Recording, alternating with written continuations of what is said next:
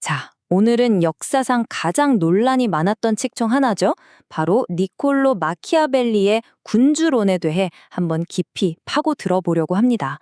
이 책은요, 권력과 리더십의 그 불편한 민낯을 아주 가차없이 드러내는 걸로 유명하죠. 수세기 동안 마키아벨리라는 이름 자체가 거의 무자비하고 비도덕적인 책략의 대명사처럼 쓰였어요. 특히 셰익스피어 같은 당대 최고의 작가들이 작품 속에서 그를 교활한 악당의 상징으로 그리면서 그런 이미지가 완전히 굳어져 버렸죠. 이러다 보니까 당연히 많은 사람들이 이 군주론을 두고 폭군을 위한 지침서다. 심지어는 악마의 교과서다. 이렇게 부르면서 엄청 위험한 책으로 여겨왔습니다. 과연 정말 그럴까요? 그런데 이 책을 제대로 이해하려면요, 무작정 비판하기 전에 먼저 이 책이 대체 어떤 시대, 어떤 배경에서 나왔는지를 들여다볼 필요가 있습니다. 마키아벨리가 살았던 16세기 이탈리아는요, 정말 말 그대로 정치적 전쟁터였습니다. 수많은 도시국가들로 쪼개져서 서로 싸우고 동맹 맺었다가 배신하고 이런 권력투쟁이 끊이질 않았죠. 어제의 동지가 오늘의 적이 되고 지도자들은 정말 눈 깜짝할 사이에 나타났다가 사라지곤 했습니다. 자, 바로 이 지점이 정말 흥미로운데요. 그 당시 철학자들은 이상적인 군주란 겸손하고 도덕적이고 정직해야 한다고, 그러니까 기독교적인 미덕을 갖춰야 한다고 가르쳤거든요. 근데 마키아벨리가 자기 눈으로 본 현실은 어땠을까요? 완전 정반대였던 거죠. 오히려 착하고 도덕적인 군주는 파멸하고 비도덕적이고 계산적인 군주가 살아남고 성공하는 그런 세상이었습니다. 그러니까 이게 진짜 중요한 포인트인데요. 군주론은 무슨 상아탑에 틀어박힌 철학자가 쓴 추상적인 이론서가 아니에요. 평생을 외교관으로 정치가로 살다가 하루아침에 모든 걸 잃고 망명한 사람이 어떻게든 조국 피렌체의 영광을 되찾고 싶다는 절박함 속에서 쓴 아주 생생한 현실 정치 안내서였던 겁니다. 자, 그럼 이제 그의 가장 악명 높은 조언이죠. 과연 이것이 어떤 현실적인 고민에서 나왔는지 한번 살펴보겠습니다. 이야, 아마 이게 마키아벨리 하면 딱 떠오르는 가장 유명하면서도 섬뜩한 말일 겁니다. 당시의 전통적인 도덕관념을 그냥 완전히 뒤집어버리는 선언이었죠.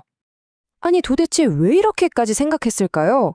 마키아벨리의 논리는 아주 냉정하고 현실적입니다. 보세요. 사랑이라는 감정은요, 변덕스럽고 쉽게 깨지잖아요. 하지만 처벌에 대한 두려움은 어떻죠? 이건 항상 일정하게 유지되죠.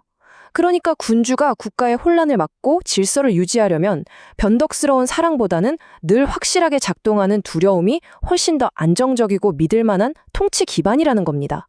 심지어 소수의 희생으로 다수의 혼란을 막는다면 그 잔혹함이 오히려 더 친절한 행위일 수 있다고까지 말하죠.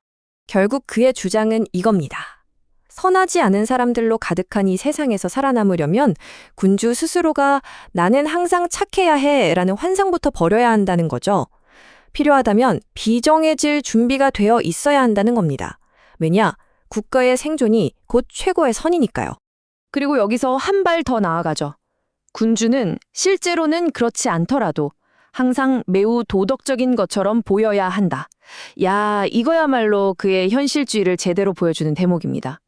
실제로는 비도덕적인 일을 하더라도 겉으로는 도덕적인 이미지를 유지하는 것, 이게 바로 대중의 지지를 얻고 적을 속이는 아주 중요한 정치적 무기라는 걸 간파한 거죠. 자, 그렇다면 이렇게 위험하고 복잡한 세상에서 살아남을 수 있는 지도자는 대체 어떤 자질을 갖춰야 할까요? 여기서 마키아벨리는 아주 강력하고 유명한 비유를 듭니다. 그는 지도자가 갖춰야 할 핵심 역량을 비르투라고 불렀는데요. 여기서 정말 중요한 게 이게 영어의 virtue, 즉 우리가 아는 미덕이랑은 완전히 다른 개념이라는 거예요. 마키아벨리가 말한 비르투는요, 운명이나 역경에 맞서서 자기 의지를 관철시키는 능력, 그러니까 용맹함, 기술, 힘, 그리고 때로는 교활함까지 모두 포함하는 그런 종합적인 역량을 의미합니다. 그리고 이 비르투를 가진 지도자는 두 가지 얼굴을 가져야 한다고 말합니다. 하나는 늑대들을 벌벌 떨게 만드는 사자의 힘, 그리고 또 하나는 교활하게 함정을 알아채는 여우의 지혜. 그러니까 압도적인 힘만 있어서도 안 되고 잔꾀만 부려서도 안 된다는 거죠. 이 두 가지를 모두 갖춰야만 냉혹한 정치판에서 살아남을 수 있다는 겁니다. 마키아벨리는 운명, 즉 포르투나를 마치 통제할 수 없는 거친 강물과 같다고 봤어요. 하지만 비르투를 가진 지도자는 다르다는 겁니다. 그는 가만히 앉아서 그 강물에 휩쓸려 가는 게 아니라 둑을 쌓고 제방을 만들어서 그 거친 강물의 방향을 자기에게 유리하게 바꿀 수 있다는 거죠. 결국 유능한 지도자란 운명에 끌려가는 사람이 아니라 스스로 운명을 만들어 나가는 사람이라는 뜻입니다. 이건 정말 신이 모든 걸 결정한다고 믿었던 중세 시대의 세계관과는 완전히 다른 혁명적인 생각이었어요. 자, 이렇게 인간의 능력으로 운명까지 통제할 수 있다는 급진적인 주장을 담은 책이 세상에 나왔을 때 과연 어떤 반응을 얻었을까요? 그의 조언들을 잘 뜯어보면요. 이게 사실은 평시가 아닌 전시의 리더십에 가깝다는 걸 알 수 있습니다. 국가의 생존 자체가 위협받는 비상 상황에서는요. 평소처럼 협력적이고 신중하게 결정할 여유가 없죠. 신속하고 단호하게 모든 권한을 중앙에 집중해서 위기를 돌파해야 한다는 겁니다. 이건 안정된 시대의 리더십과는 완전히 다른 접근법인 거죠. 이 책의 파급력은 정말 엄청났습니다. 마키아벨리가 죽고 나서 출간되자마자 얼마 안 가 카톨릭 교회의 금서 목록에 올랐고요. 셰익스피어는 마키아벨리라는 말을 아예 악당을 뜻하는 말로 써버렸죠. 그리고 시간이 흘러 20세기에는 히틀러나 스탈린 같은 끔찍한 독재자들이 이 책을 애독했다는 이야기까지 전해집니다. 바로 이런 어두운 역사 때문에 어떤 학자들은 이런 주장을 하기도 합니다. 혹시 이 책이 폭군이 되라고 부추기는 게 아니라 오히려 폭군들은 이렇게 생각하고 행동하니 시민 여러분 조심하십시오라고 경고하기 위해 일부러 쓴 고도의 풍자 아니냐는 거죠. 하지만 또 다른 편에서는 철학자 프랜시스 베이컨처럼 마키아벨리를 높이 평가하기도 합니다.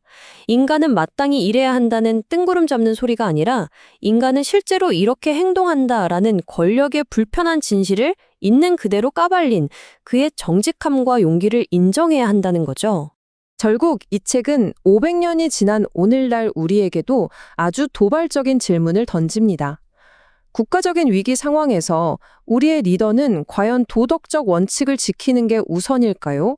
아니면 수단과 방법을 가리지 않고 효과적인 결과를 내는 것이 우선일까요? 여러분의 생각은 어떠신가요?